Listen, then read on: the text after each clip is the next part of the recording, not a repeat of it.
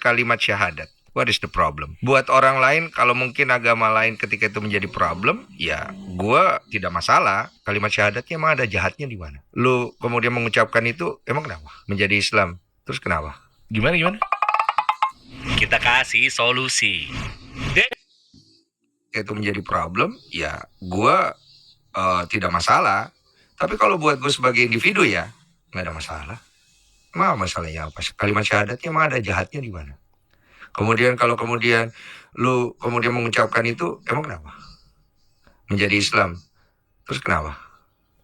Gimana? Ya kan sekarang ketika orang mengucap kalimat syahadat ya kan, dia berbicara gitu, terus dituntun gitu kan, terus kan itu kan ada ritualnya, nggak mungkin kemudian dia menjadi sah begitu aja kan, ada mesti diucapkannya bersama dengan siapa, terus apa, dan ada saksi segala macam kan, bukan begitu kan? Iya, cuma memang ya balik lagi memang dari hal yang memang keniatannya, dia bersaksi dalam hati, dan seterusnya ya. Apakah dia bersungguh-sungguh atau tidak? Kalau misalnya ya ada juga yang cuma buat bercandaan, mainan, itu beda cerita tuh. Terus kalau misalnya gue buka Google, misalnya gue agamanya misalnya Buddha lah misalnya, gue buka Google gitu, terus gue kalimat syahadat ya kan, asyhadu alla ilaha illallah, wa asyhadu alla Muhammad Rasulullah, gue baca gitu, terus gue kemudian menjadi Islam kan, emang iya? Oh ya, ntar itu tuh versi yang berbeda, ntar gue tanya sama Ustadz ya. Itu makanya gue tanya sama lu. Iya kan pasti kan ada mungkin dari hatinya segala macem dong. Kalau cuma ngucap kan belum tentu kemudian itu. Tapi yang lebih menjadi persoalan dalam tanda kutip, gue happy-nya tuh kenapa? Karena ternyata lu gak coba ngucap doang, makanya gue happy-nya tuh kemarin tuh gara-gara maksudnya lu suka dengan budayanya. Suka. Iya kan, sama bapak lu juga katanya. Bapak gue kan seorang muslim haji lagi gitu. Terus keluarga gue yang dari nenek gue banyak yang muslim, bahkan mungkin lebih Islam dari kita, bahkan lebih duluan Islam dari kita semua kan. Kita lahir belakangan gitu, dan nggak ada masalah gitu. Oke, kita bahas deh. Seru nih, aku seru sekali. Assalamualaikum warahmatullahi wabarakatuh. Jumpa lagi. Ini mungkin vlog ke maksudnya yang baru lah. Saya ingin menanggapi sedikit kata Denny Sumargo ini, yang memang sih katanya dia basket sombong. Nah, itulah bahayanya sifat-sifat sombong ini. Walaupun agamanya itu non muslim, dalam hal ini Kris, ada satu hal yang tidak boleh orang memiliki sifat itu, sombong, karena itu selendangnya Allah. Sombong itu selendangnya Allah. Jadi sifat sombong ini tidak boleh kita ambil. Nah, kenapa? Pertama, sifat sombong itu bisa membuat hati kita menjadi membatu, ya. Sifat angkuh sombong itu bisa membuat hatinya tertutup cahaya. Nah, kalau sudah tertutup cahaya ini bahaya. Satu, bisa menutup hidayah. Kafir, kenapa disebut kafir? Nah, ini ada gelas nih, kebetulan. Kenapa disebut kafir? Cover, penutup.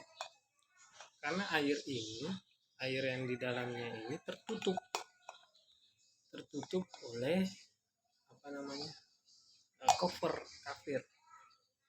Nah, makanya disebut cover buku, cover majalah, cover penutup. Nah, salah satu kenapa ditutup, karena ada sifat angkuh, ada sifat sombong tadi.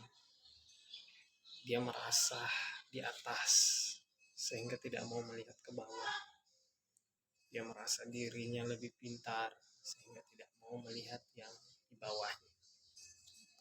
Nah, bahayanya bisa seperti video tadi. Bayangkan, yang di dalam umat Islam bahkan non muslim mayoritas itu sakral, kalimat syahadat itu sakral, tidak sembarang. Artinya apa?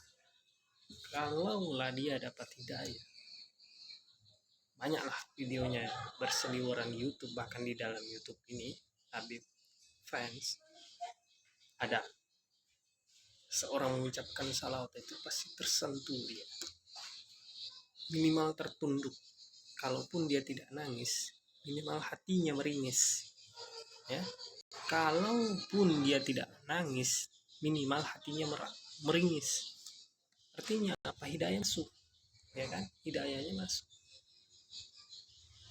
Nah, lucunya dengan angkuhnya dia mengatakan, apa salahnya saya mengucapkan syahadat? Fatal, ya, bisa fatal ketika kita mengucapkan syahadat tidak tersentuh hatinya, tidak tersentuh pikirannya, tidak tersentuh batinnya oleh hidayah-hidayah. Padahal ini apakah di dalam Al-Quran namanya nazir, sesungguhnya saya hanya menyampaikan sebagai pengingat, ya. Rasulullah itu sebagai nazir, pengingat saja. Nah, muslim ini pendakwah misalnya, ya, atau dai misalnya, hanya mengingatkan. Memang hidayah urusan Allah, tapi hidayah itu harus dicari, harus disambut, belajar, jangan dipermainkan. Bahaya jika dipermainkan, takutnya nanti masuk ke ranah pidana, ya, mempermainkan agama. Ini fatal akibatnya. Yang lebih fatal lagi, mati hatinya. Ini kasihan. Umat Islam tidak butuh pendatang misalnya non-muslim masuk Islam, tidak butuh. Bukan kita yang dibutuhkan oleh Islam, tapi kita yang butuh Islam, ya. Jadi bukan Allah yang butuh kita, tapi kita lah yang butuh Allah. Kita yang butuh Islam, agar hati kita damai, agar hati kita tentram, agar hati kita tenang. Makanya akar kata Islam dari katanya selamat. Islam selamat dari mencederai orang, selamat dari melukai manusia. Jangankan manusia, binatang saja tidak boleh kita lukai. Bahkan tumbuh-tumbuhan tidak boleh kita lukai. Masya Allah. Ya, sedikit vlog siang hari ini, semoga kita dapat pencerahan sedikit.